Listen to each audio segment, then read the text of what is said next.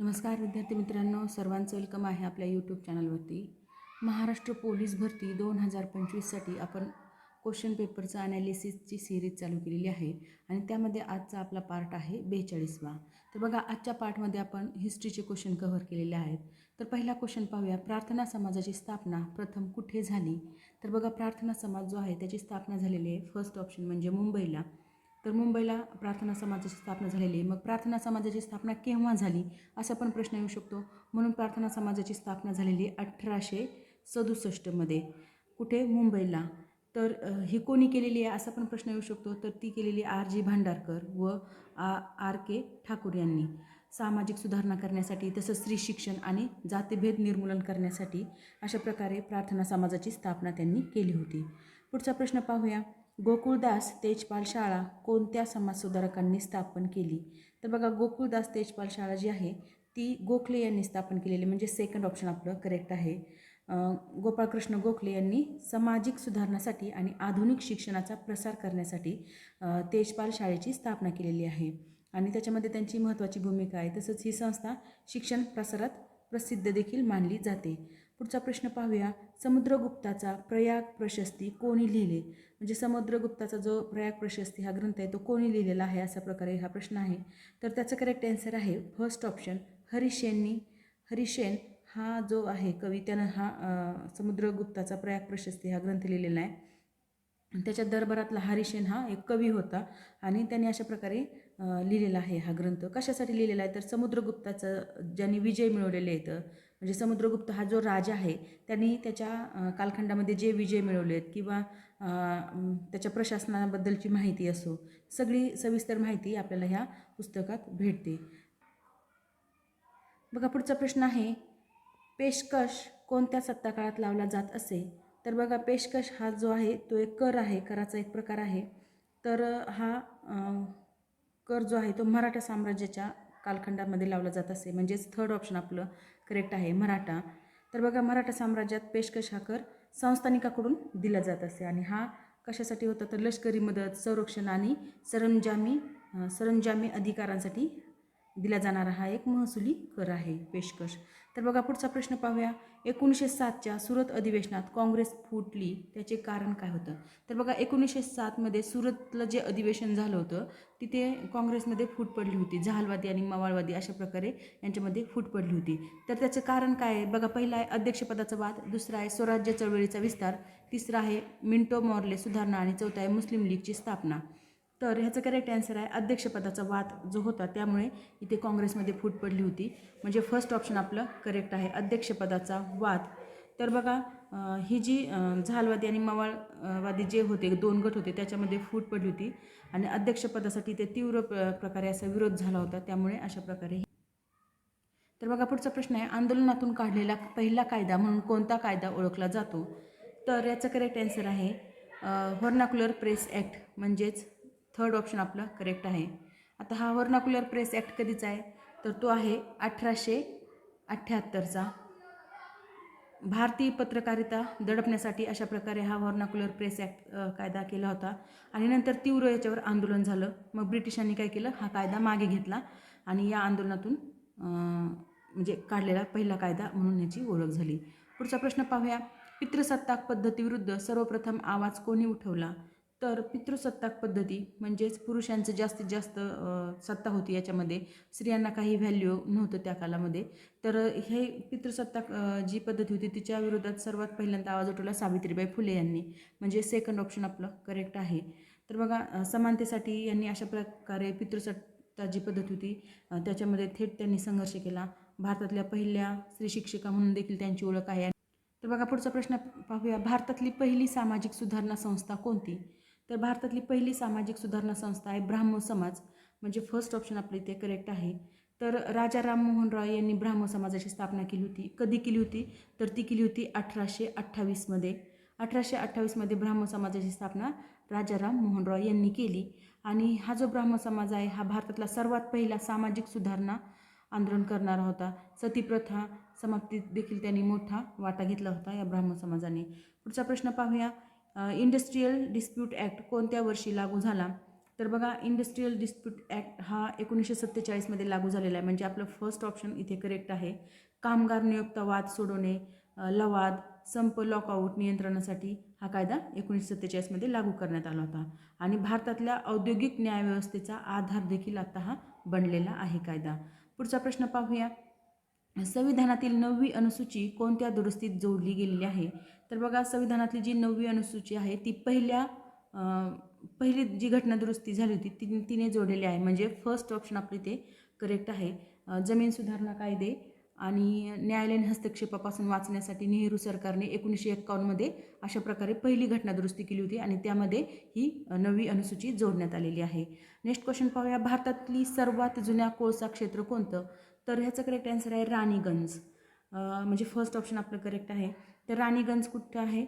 पश्चिम बंगाल आणि झारखंडच्या मधात आहे राणीगंज, जे भारतातलं पहिलं कोळसा क्षेत्र म्हणून ओळखलं जातं. आणि औद्योगिक क्रांतीसाठी म्हणजे जी औद्योगिक क्रांती झाली तर या क्रांतीत इथूनच सुरुवात झालेली आहे. इथूनच कोळसा पुरवठा सुरू झाला आणि इथूनच औद्योगिक क्रांतीला देखील सुरुवात झालेली आहे.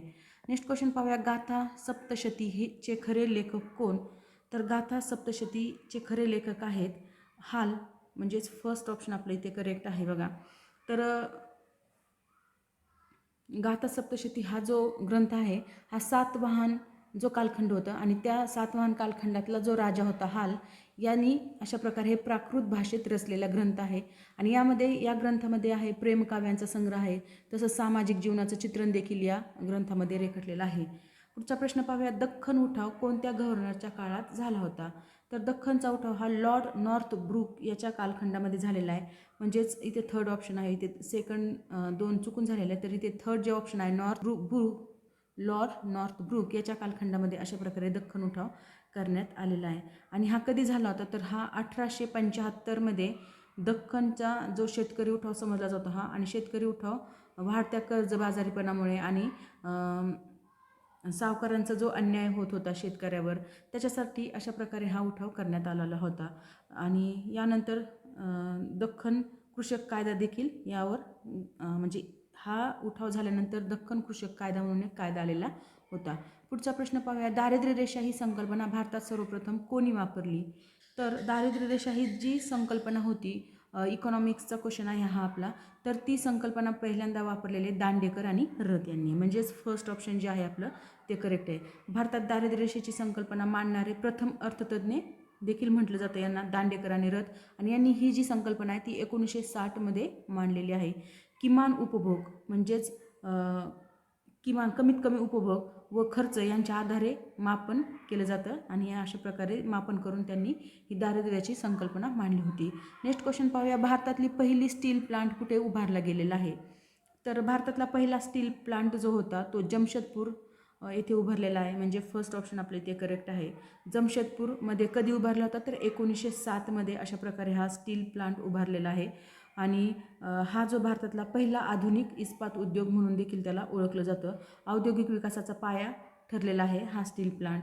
तर बघा अशा प्रकारे खूप काही महत्त्वाच्या घटना आहेत जिथून औद्योगिक विकासाला सुरुवात झालेली आहे. नेक्स्ट क्वेश्चन आहे. ॲक्वाफर हा शब्द कोणत्या शास्त्राशी संबंधित आहे?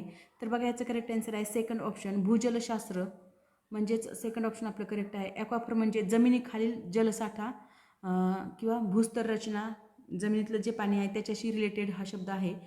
तसंच वाहतूक आणि पंपिंग त्या पाण्याशी रिलेटेड असणारी जी जमिनीखालचं पाणी आहे त्याच्याशी रिलेटेड हा शब्द आहे. क्वेश्चन थोडा प्रॉब्लेमॅटिक आहे, तर फक्त एकच कन्सेप्ट लक्षात ठेवा. ॲक्वाफर जो शब्द आहे तो कोणत्या शास्त्राशी संबंधित आहे?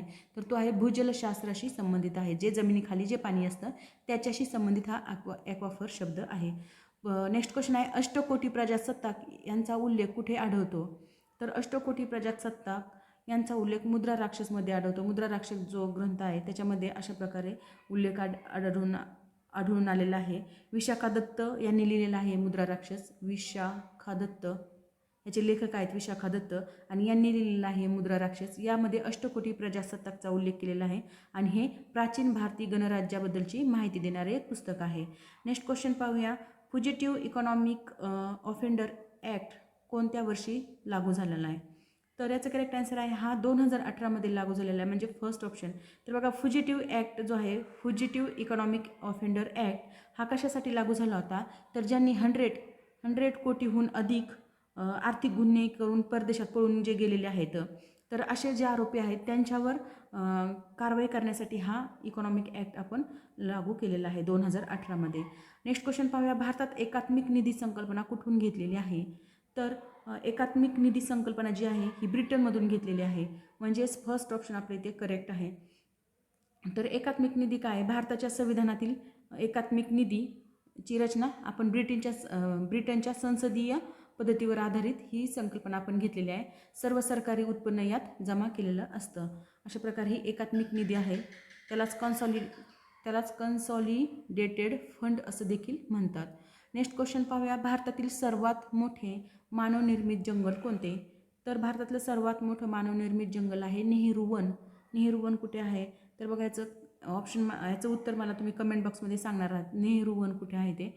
नेहरू वन मोठ्या प्रमाणात कृत्रिम पद्धतीने इथं विकसित केलेलं आहे, जे जंगल क्षेत्र आपण सर्वात मोठं मानलं जातं आणि पर्यावरण संवर्धनासाठी देखील उत्कृष्ट नमुना हा आहे. आणि नेहरू वन कुठे आहे हे मला कमेंट बॉक्समध्ये सांगा.